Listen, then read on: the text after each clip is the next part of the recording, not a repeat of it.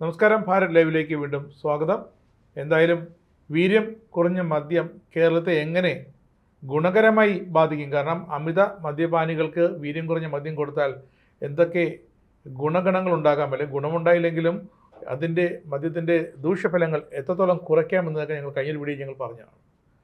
ഇപ്പോഴിതാ പിണറായി സർക്കാർ 2021 അധികാരത്തിലേറിയ രണ്ടാം പിണറായി സർക്കാർ, ആ സർക്കാർ തന്നെയാണ് വീര്യം കുറഞ്ഞ മദ്യത്തിന് സംസ്ഥാനത്ത് ആദ്യം അനുമതി കൊടുക്കാനുള്ള ചർച്ചകൾ തുടങ്ങി വെച്ചതെന്ന്.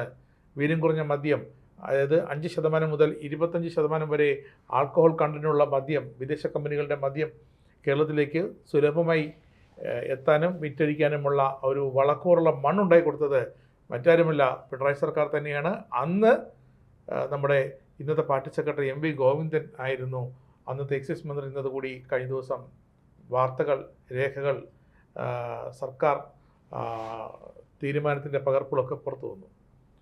എന്തായാലും ഇപ്പോൾ VD സതീശൻ കേരളത്തിലേക്ക് ബക്കാടിയെ ക്ഷണിച്ചു വരുത്തിയിരിക്കുന്നു എന്നൊക്കെ പറഞ്ഞ് VM സുധീർ അടക്കമുള്ള കുത്തിയിളക്കി CPM ഉണ്ടാക്കാൻ ശ്രമിക്കുന്ന ഒരു കുത്തിത്തിരിപ്പ് രാഷ്ട്രീയം. ആ രാഷ്ട്രീയത്തിൻ്റെ തുടക്കം സ്വന്തം പാളയത്തിൽ നിന്ന് തന്നെയാണെന്നറിയുമ്പോൾ ജനം ഞെട്ടിയതിൽ ഒരു അത്ഭുതവുമില്ല. വീര്യം കുറഞ്ഞ മദ്യം എന്നതിനെ സംബന്ധിച്ച് നല്ല നിർവചനം വേണം. അവരിത്, ഞാനിന്ന് മനോരമയാണ് കണ്ടത്, മനോരമയിൽ അവർ ആ ഫയലിൻ്റെ കാര്യം പ്രസിദ്ധീകരിച്ചിട്ടുണ്ട്. ആ പ്രസിദ്ധീകരിച്ചതിൽ വേറെ ഒരു കാര്യമില്ല, അതിൻ്റെ വിൽപ്പനയെ സംബന്ധിച്ചില്ല. അതെന്താണെന്ന്, വീര്യം കുറഞ്ഞ മദ്യത്തിൻ്റെ നിർവചനം എന്താണ് എന്നതിനെപ്പറ്റി അന്വേഷിക്കുന്ന ഒരു ഫയലായിട്ട് മാത്രമേ അത്, ആ ഫയൽ വായിച്ചു നോക്കി എല്ലാവർക്കും മനസ്സിലാവുള്ളൂ. അതിനെയാണ് ഇവിടെ അന്ന് മുതലേ തുടങ്ങിയിരിക്കുന്നു. അതും ഈ കമ്പനിക്ക് വേണ്ടിയല്ല ഞങ്ങൾ ഉദ്ദേശിക്കുന്നത്, അതിനോടൊപ്പം ലഭിച്ച മറ്റ് സഹകരണ മേഖല ഉൾപ്പെടെയുള്ള കമ്പനികൾ. ഈ പാർട്ടിയിൽ ആലോചിച്ചില്ല, ഇങ്ങനെയൊക്കെ കുറെ പറഞ്ഞല്ലോ ഇവിടെ, അവിടെ ആലോചിച്ചില്ല. ഒരു ഡിപ്പാർട്ട്മെന്റും, ധനകാര്യമന്ത്രിക്ക് അറിയാം, ടാക്സ് തീരുമാനിക്കുന്നതിന് മുമ്പ് ആ ഡിപ്പാർട്ട്മെന്റുമായിട്ട് സംസാരിക്കുമോ? അവരുടെ പ്രപ്പോസൽ മേടിക്കും, അവരുമായിട്ട് സംസാരിക്കില്ല, അല്ലേ?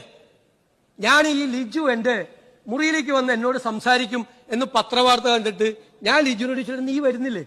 നീ എന്ന് വെച്ചാൽ അവൻ എന്റെ അനുജനാണ്, അതുകൊണ്ട് ഞാൻ ചോദിച്ചു. പാവം പറയാം, 2-3 കാര്യം പറയാനുണ്ടായിരുന്നു. ഈ വാർത്ത വന്ന കാരണം എനിക്ക് അങ്ങോട്ടും വരാൻ പറ്റുന്നതാണ്. ഇതാണ് സ്ഥിതി, അല്ലേ? ഇതാണ് സ്ഥിതി. ഇനി ഈ ഞങ്ങൾ ദൈനംദിന അഡ്മിനിസ്ട്രേറ്റീവ് കാര്യങ്ങൾക്ക് ഫയല് കൊണ്ടുകൊണ്ട് KPCC പോവില്ല. അത് മനസ്സിലായല്ല? പണ്ട് ഫയല്, പണ്ടത്തെ ഒരു മുഖ്യമന്ത്രി ഉണ്ടായിരുന്നപ്പോ ഫയല് ചുമന്നുകൊണ്ട് AKG സെന്ററിൽ പോയിരുന്നത് പോലെ ദൈനംദിന ഭരണത്തിൽ ഒറ്റ കോൺഗ്രസ് മന്ത്രി, ഒരു ഘടകകക്ഷിയുള്ള മന്ത്രിയും അവരുടെ പാർട്ടി ഓഫീസിലേക്ക് ഫയലുമായിട്ട് പോവില്ല. നമസ്തേ പ്രശാന്ത്. നമസ്കാരം. എന്തായാലും ഇങ്ങനെയൊരു തീരുമാനം വരുന്നത്, നമ്മളെല്ലാം കരുതിയത് VD സതീശൻ സർക്കാർ വന്നിട്ട് 2 ദിവസം കൊണ്ട് ബക്കാടി കമ്പനി കത്ത് കൊടുക്കുന്നു. കാരണം ബക്കാടി കമ്പനി ഒരു മദ്യ കമ്പനിയാണ്, അവർക്ക് അവരുടെ മദ്യം വിറ്റഴിക്കുക എന്നുള്ള അവരുടെ ലക്ഷ്യമാണ്. അവരാരും നിരോധിച്ചിട്ടില്ല, ബ്ലാക്ക് ലിസ്റ്റിൽ പെടുത്തിയിട്ടുമില്ല. നല്ല മുന്തിയ നിയമവിരുദ്ധ പ്രവർത്തനമൊന്നും അല്ലല്ല. അവരുടെ മാർക്കറ്റിംഗ് ടീമും അല്ലെങ്കിൽ അവരുടെ CSR ഫണ്ടൊക്കെ ഉള്ള കമ്പനിയാണ്. അപ്പോൾ അവർ സ്വാഭാവികമായിട്ടും VD സതീശനും ആ ഫയൽ കൊടുത്തു കാണും. അദ്ദേഹത്തിൻ്റെ ആശയമായിരുന്നത്. എന്നാൽ അതിലൊന്നും നമുക്ക് തീരുമാനമെടുക്കുക, അല്ല നടപ്പാക്കാനല്ല പറഞ്ഞിരിക്കുന്നത്, അല്ലേ? അന്ന് MV ഗോവിന്ദൻ 2021 ഫയൽ എഴുതി ചെറിയൊരു വരി വായിക്കാം. ബക്കാടി ഇന്ത്യ, SDF ഇൻഡസ്ട്രീസ് എന്നിവ നൽകിയ അപേക്ഷകളും സമാനമായ മറ്റ് അപേക്ഷകളും ഒരുമിച്ച് T ഖണ്ഡികയിൽ പറഞ്ഞത് പ്രകാരം വീര്യം കുറഞ്ഞ മദ്യത്തിന് വ്യക്തമായ നിർവചനം നൽകി വിശദമായ റിപ്പോർട്ട് അടിയന്തരമായി സമർപ്പിക്കുക. അന്നത്തെ എക്സൈസ് മിനിസ്റ്റർ MV ഗോവിന്ദൻ കുറിയിട്ടതാണ്, അല്ലേ? എന്നിട്ടാണ് ഈ കിടന്ന് വിരോധം മുഴക്കുന്നത്. അപ്പോൾ എങ്ങനെ പോയി കാര്യങ്ങൾ, എവിടെ ചെന്നെത്തി? ഇനി എന്തെങ്കിലും പറയാൻ പറ്റുമോ ഇതിനകത്ത്? എനിക്ക് ആദ്യം പറയാനുള്ളത്, ഗോവിന്ദന്റെ കാര്യത്തിലേക്ക് നമുക്ക് വരാം. അതെ, ഒന്നാമത്തെ കാര്യം, വെറും അപ്പം മാത്രമല്ല ഉണ്ടാക്കിയിട്ടുണ്ട്, അല്ലേ? അപ്പം വിറ്റ് പിന്നെ കണ്ണൂരിലുണ്ടാക്കി അപ്പം കൊച്ചി കൊണ്ടുവന്ന് വിറ്റിട്ട് അതേ വണ്ടിക്ക് തിരിച്ചു പോകാൻ കഴിയുന്ന ആ ഗിമ്മിക്കുണ്ടല്ലോ.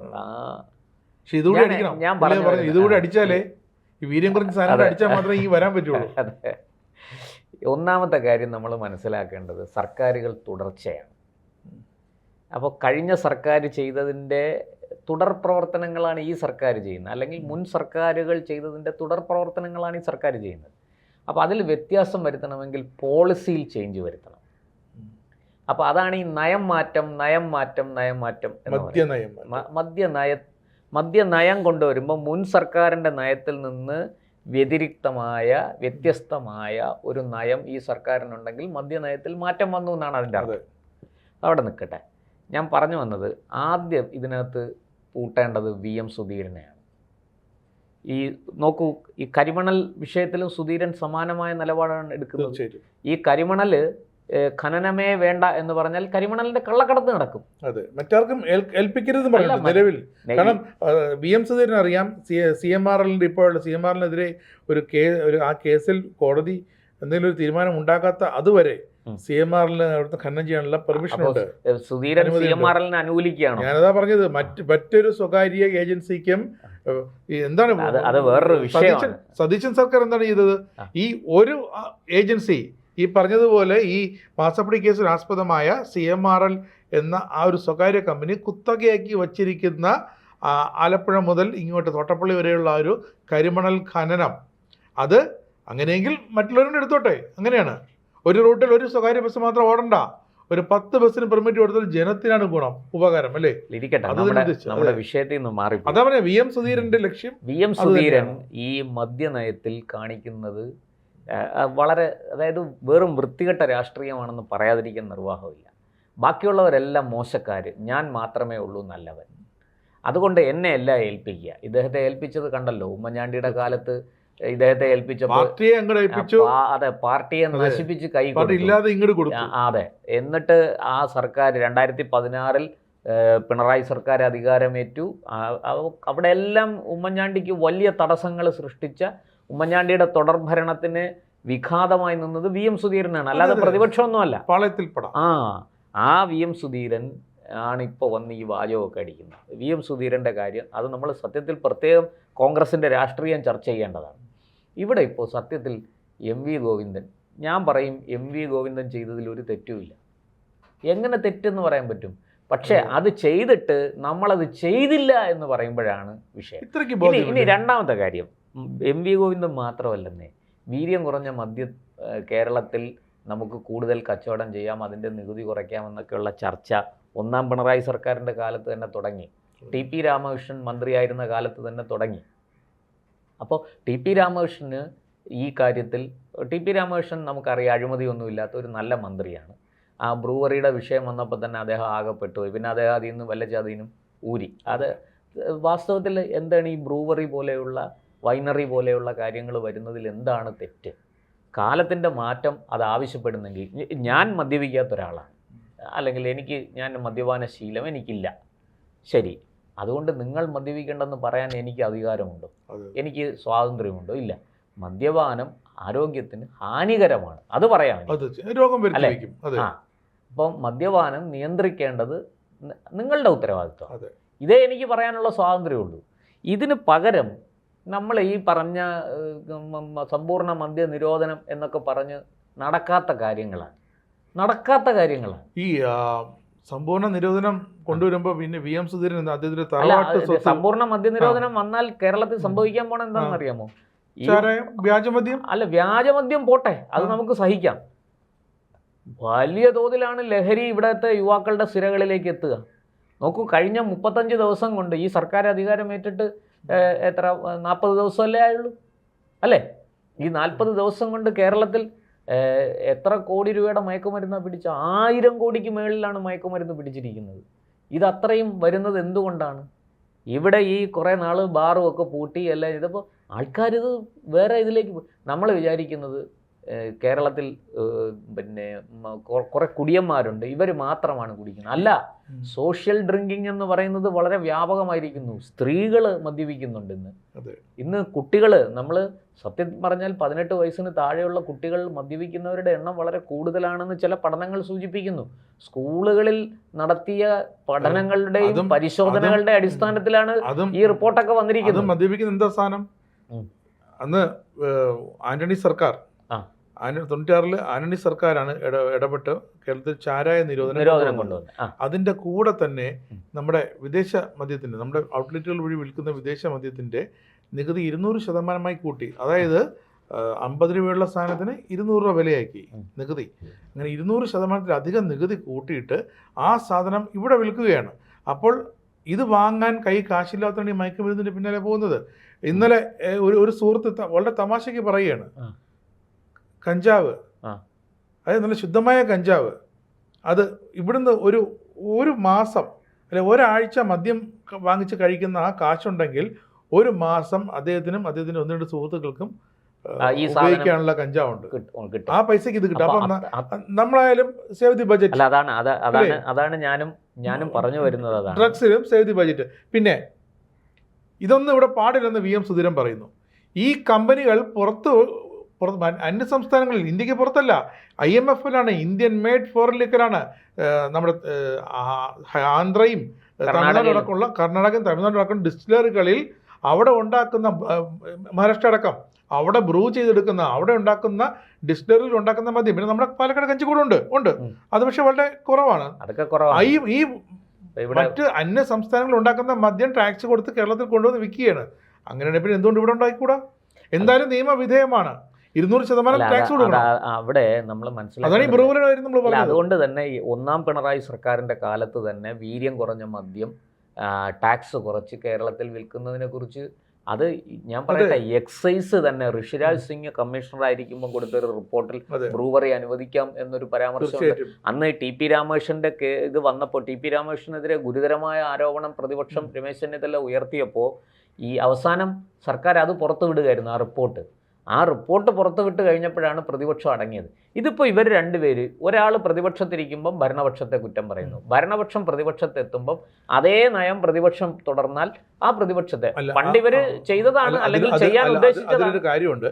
അന്ന് രമേശ് ചെന്നിത്തല അന്ന് പ്രതിപക്ഷ നേതാവായിരുന്നപ്പോൾ ഇതിനെ എതിർത്തിട്ടുണ്ടെങ്കിൽ Ramesh Chennithala is not part of the government, സർക്കാരിന്റെ ഭാഗമല്ല. ചെന്നിത്തല പ്രതിപക്ഷമാണ്. സർക്കാരിന്റെ ചെയ്തികളിൽ എന്തെങ്കിലും ഒരു ദുസ്സൂചന ഉണ്ടെങ്കിൽ അവിടെ സുധീരൻ ഫാക്ടറി ചെന്നിത്തലയെ ബാധിച്ചിട്ടുണ്ട്, അന്ന് ബാധിച്ചിരുന്നു, സ്വാധീനിച്ചിട്ടുണ്ട്. അപ്പോൾ ആ ഒരു ജനത്തെ ബാധിക്കുന്ന അല്ലെങ്കിൽ നയത്തെ ബാധിക്കുന്ന ഒരു മാറ്റം വരികയാണെങ്കിൽ അതിനെ എതിർക്കുക എന്നുള്ള പ്രതിപക്ഷ ധർമ്മമാണ്. പിന്നെ അതിന്റെ നെല്ലും പതിരും തിരിയുക എന്നുള്ള പിന്നത്തെ കാര്യം. ഇപ്പോൾ പക്ഷെ അങ്ങനെയല്ല. അതാണ് ഞാൻ ഉണ്ടാക്കിയ കുഞ്ഞ്, ഞാൻ 1-ാം പിണറായി സർക്കാർ ഉണ്ടാക്കിയ കുഞ്ഞിനെ ഞാൻ 2-ാം പിണറായി സർക്കാരും വളർത്തി. ഞാൻ പ്രതിപക്ഷത്ത് വരുമ്പോൾ ആ കുഞ്ഞിനെ നാട് കടത്തുമെന്ന് പറഞ്ഞാൽ അത് MP ഗോവിന്ദൻ വന്ന് ശരിയല്ല. പിന്നെ അതിൽ വേറൊരു കാര്യം കൂടെ ഉണ്ട്. 2 എക്സൈസ് മന്ത്രിമാരാണ് 2-ാം പിണറായി സർക്കാരിൽ കേരളത്തിലെ മദ്യത്തിന്റെ ഒഴുക്കിനെ നിയന്ത്രിച്ചത്. 2 പേർ. ഒന്ന് MP ഗോവിന്ദൻ, 2 MP രാജേഷ് ആണല്ലോ. ഈ MP ഗോവിന്ദൻ കൊണ്ടുവന്ന ഒരു സംഭവവും MP രാജേഷ് നടപ്പാക്കിയില്ല. അതിന് അദ്ദേഹം മറുപടി പറയണം. എന്തുകൊണ്ട് ഈ ബക്കാണിയുടെ ഈ കാര്യം എന്തുകൊണ്ട് ആ ഫയൽ തുടർ നടപടികൾ എന്തുകൊണ്ട് എടുത്തില്ല? ആരെതിർത്തു?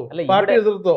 ഇവിടെ ഇപ്പോ MP ഗോവിന്ദൻ എന്നുള്ളതല്ല, നമുക്ക് വ്യക്തി അങ്ങ് വിടാം. CPM മലർന്നു കിടന്ന് തുപ്പുകയാണ്. അതെ, ഒരു കാര്യമുണ്ട്. ഇപ്പം പ്രശാന്തിന് സാമ്പത്തികമായി നേട്ടമുള്ളൊരു കാര്യം പ്രശാന്ത് ചെയ്യുന്നു. ഞാൻ പ്രശാന്തിന്റെ കസേരയിലേക്ക് വന്നിരിക്കുമ്പോൾ എനിക്ക് ആ സാമ്പത്തിക നേട്ടം ഉണ്ടാകുന്നില്ല. അപ്പം ഞാനത് വീണ്ടും കണ്ടിന്യൂ ചെയ്യൂ? എനിക്കവർ തരുന്നുമില്ല. സാമ്പത്തിക നേട്ടം മൊത്തം അവർ ആ പദ്ധതി കണ്ടിന്യൂ ചെയ്തതിലും സാമ്പത്തിക നേട്ടം ആർക്കായിരിക്കും? കമ്പനിക്കായിരിക്കും, മുമ്പിരിക്കുന്ന ആൾക്കാണ്. അപ്പൊ പിന്നെ ഞാൻ രണ്ടാമതിരുന്ന ആളത് അതുവരെ മുന്നോട്ട് പോകുമോ? അതൊക്കെ അതാണ് MP രാജേഷിന്റെ മനസ്സിലുണ്ടായിരുന്നത്. അതൊക്കെ വലിയ ചോദ്യങ്ങളാണ്. അതിനൊക്കെ ഉത്തരം കണ്ടെത്തേണ്ടതുണ്ട്. പക്ഷെ ഇവിടെ ഇപ്പോൾ അതായത് 1-ാം പിണറായി സർക്കാരിന്റെ കാലത്ത് തന്നെ ആലോചിച്ച് ബീജാവാപം ചെയ്ത ഒരു കാര്യം, വീര്യം കുറഞ്ഞ മദ്യം നികുതി കുറച്ച് കേരളത്തിൽ വിൽക്കുക എന്നുള്ള ഒരിത്. അന്നൊക്കെ ഇത് 1-ാം പിണറായി സർക്കാർ എന്ന് പറയണ്ട, അതിനു മുമ്പിരുന്ന ഉമ്മൻചാണ്ടി സർക്കാരും ഇത് ആലോചിച്ചിട്ടുണ്ട്. ഇതെല്ലാവരും ഇത് ആലോചിച്ചത്. ഉമ്മൻചാണ്ടിക്ക് അത് കോൺഗ്രസ് സർക്കാരായതുകൊണ്ട് KCBC-ക്കാരെ പേടിയാണ്. അന്ന് KCBC-ക്കാരെ ഞാൻ പറഞ്ഞില്ലേ, ഈ സുധീരന്റെ വേറൊരു പതിപ്പാണ് ഈ KCBC. സുധീരൻ ശരിക്കും ഇവർക്കൊന്നും ഇത് പറയാനുള്ള യാതൊരു റൈറ്റും ഇല്ല. ഇവർ ആദ്യം ചെയ്യേണ്ടത് ജനങ്ങളുടെ ഇടയിൽ ഇറങ്ങി ബോധവൽക്കരണം നടത്തി മദ്യപാന ആസക്തി കുറയ്ക്കട്ടെ, മദ്യപാന ശീലം കുറയ്ക്കട്ടെ, പുതിയ തലമുറ മദ്യത്തിലേക്ക് വഴുതി വീഴാതെ അവരെ രക്ഷിക്കട്ടെ. അതിനൊക്കെ എന്താ ഇവർ ചെയ്യുന്നത്? ഈ സുധീരൻ അടക്കമുള്ളവർ എന്താണ് അതിനുവേണ്ടി പ്രവർത്തിക്കുന്നത്? KCBC, ഈ മദ്യവർജന സമിതി, ഇതൊക്കെ പറയുന്നത് ഇവരാദ്യം ചെയ്യേണ്ട പണി അതാണെന്നേ. അത് നമ്മൾ യോജിക്കുന്നു. മദ്യപാനം ആരോഗ്യത്തിന് ഹാനികരമാണ്, ആപത്താണ്. ഈ കാര്യത്തിൽ ഒരു സംശയവും ഇല്ല. ഇതിന് ഇനി പ്രത്യേകിച്ച് ഒരു പഠനവും നടത്തണ്ട. പക്ഷേ ഈ മദ്യം വിറ്റാണ് കേരളം മുന്നോട്ട് പോകുന്നത്. അതുകൊണ്ട് നമുക്ക് ചർച്ച ചെയ്യാനുള്ള അവകാശമുണ്ട്. അതുകൊണ്ട് തന്നെ തീർച്ചയായിട്ടും നമുക്ക് എല്ലാവർക്കും ഇതിനെക്കുറിച്ച് പറയാനുള്ള അവകാശമുണ്ട്. അതുകൊണ്ട് ഇവിടെ വളരെ കൃത്യമായിട്ട് പറയാനുള്ള കാര്യം, CPM മലർന്നു കിടന്ന് തുപ്പരുത്. തീർച്ചയായിട്ടും നിങ്ങൾ ചെയ്യുന്നത് തെറ്റാണ്. ഇപ്പോൾ ഈ പുറത്തു വന്ന വിവരങ്ങൾ അനുസരിച്ചാണെങ്കിൽ ഈ പറഞ്ഞതുപോലെ MV ഗോവിന്ദൻ്റെ കാലത്ത് എഴുത്തുകുത്തുകൾ നടത്തി, അത് ഒരു തെറ്റുമില്ലെന്നേ. MV ഗോവിന്ദൻ ചെയ്തതിൽ നിയമവിരുദ്ധമായ ഒരു കാര്യവുമില്ല. പരിഗണിക്കണം എന്ന് പറയുന്ന ഇതിൻ്റെ വിശദാംശങ്ങൾ നിങ്ങൾ അയക്കൂ, പ്രോജക്റ്റ് റിപ്പോർട്ടായിട്ട് തരൂ, ഞങ്ങൾ പഠിക്കട്ടെ, സർക്കാർ പഠിച്ചിട്ട് തീരുമാനമെടുക്കാം, മദ്യനയത്തിൽ അതിനനുസരിച്ച് മാറ്റം വരുത്തണമെങ്കിൽ വരുത്താം. ഇതൊക്കെ ഒരു സർക്കാർ ചെയ്യേണ്ടതല്ലേ? അത് ചെയ്തിട്ട് ഇപ്പോൾ ഇങ്ങോട്ട് തിരിഞ്ഞിരുന്ന് പ്രതിപക്ഷ ബെഞ്ചിലേക്ക് വന്ന ഉടനെ സർക്കാരിനെ പഴി പറയാനും കുറ്റപ്പെടുത്താനും ഈ സർക്കാർ എന്തോ വലിയ ഒരു മഹാദുരിതം ഉണ്ടാക്കാൻ പോകുന്നു എന്ന് പറയുന്നതും സത്യത്തിൽ അത് ഈ MV ഗോവിന്ദൻ അന്ന് പറഞ്ഞത് 2021 പറഞ്ഞു. അന്ന് ആദ്യത്തെ സമയമാണ് വീര്യം കുറഞ്ഞ മദ്യം അതിന്റെ നികുതി ഘടന നിർവചിക്കണം. അതിനായിട്ട് ഈ അപേക്ഷ അതായത് ബക്കാഡി ഇന്ത്യ പ്രൈവറ്റ് ലിമിറ്റഡിന്റെ അപേക്ഷയുടെ മേളിൽ N3449/21 സർക്കാർ നമ്പർ ഇട്ടേക്കുന്നത് നികുതി വകുപ്പ് സെക്രട്ടറിക്കാണ് കുറി ഇട്ടേക്കുന്നത്. പരിശോധിച്ച് ഉചിതമായ പ്രപ്പോസൽ തയ്യാറാക്കി സമർപ്പിക്കണമെന്ന് നിർദ്ദേശാനുസരണം അറിയിക്കുന്നു. അല്ല, അത് സർക്കാർ നടപടിക്രമം അങ്ങനെയാണ്, അത് വേണ്ടതാണ്. അപ്പോൾ അങ്ങനെ നമ്മൾ മനസ്സിലാക്കേണ്ട ഒരു കാര്യം, ഈ പറഞ്ഞതുപോലെ ഇതെല്ലാം ചെയ്തിട്ട് ഈ സർക്കാരുകൾ തുടർച്ചയാണ്. അപ്പോൾ കഴിഞ്ഞ സർക്കാരിൻ്റെ കാലത്ത് തുടക്കത്തിൽ ഇങ്ങനെയൊക്കെ ആലോചിച്ചിട്ട് പിന്നീട് നിർത്തിവെച്ച ഒരു സംഭവം അവർ പുനരാരംഭിക്കുന്നു. അടുത്ത സർക്കാർ അവർ പുനഃപരിശോധിക്കുന്നു. എന്താ അതിൽ തെറ്റ്? മദ്യനയം രൂപീകരിച്ച് പ്രഖ്യാപിച്ചൊന്നുമില്ലല്ലോ. മദ്യനയം രൂപീകരിക്കുന്നതിന് മുമ്പായിട്ട് ചിലപ്പോൾ ഇങ്ങനൊരു ഈ 2021 ഫയൽ നമ്മുടെ സതീശൻ സർക്കാരിൻ്റെ കണ്ണിൽ പെട്ട് കാണില്ല, M ലിജു പോലും അറിഞ്ഞു കാണില്ല. പക്ഷേ മുഖ്യമന്ത്രിക്കോ ആർക്കോ ഈ ബക്കാഡി ഇന്ത്യ ലിമിറ്റഡ് അവർ ന്യായപ്രകാരം നിയമപ്രകാരം അവരുടെ ആവശ്യത്തിന് വേണ്ടിയിട്ടൊരു സ്വകാര്യ കമ്പനിയാണ്. അവർ വീണ്ടും ഒരു കത്തയച്ചിരിക്കുന്നു. ഞങ്ങൾ അന്ന് കൊടുത്തിട്ടുണ്ട്, അന്നത്തെ ഫയൽ നമ്പർ ഇതാണ്.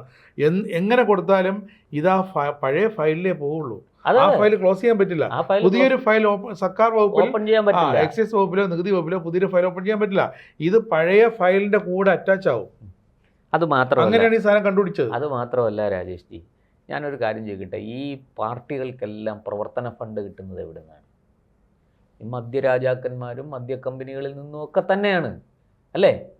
അവരുണ്ടാക്കുന്ന ലാഭത്തിന്റെ ഒരു വിഹിതം CSR അല്ല, CSR ഒക്കെ വിടൂ, എല്ലാ പാർട്ടികൾക്കും അവർ കൊടുക്കാറുണ്ട് സംഭാവന. അത് CPM വാങ്ങിക്കും, CPI വാങ്ങും. ഇപ്പോൾ CPI എന്തോ വലിയ വിശുദ്ധന്മാരായിട്ട് ഇതിനെതിരെ വലിയ സമരത്തിന് ഇറങ്ങുന്നു എന്നാണ് പറഞ്ഞു കേട്ടത്. ഈ CPI വാങ്ങും, പിന്നെ നമ്മുടെ കോൺഗ്രസും വാങ്ങും, BJP വാങ്ങും, ഇതെല്ലാവരും വാങ്ങും. ഇത് ആരാ ഈ പ്രവർത്തന ഫണ്ട് വാങ്ങാത്ത?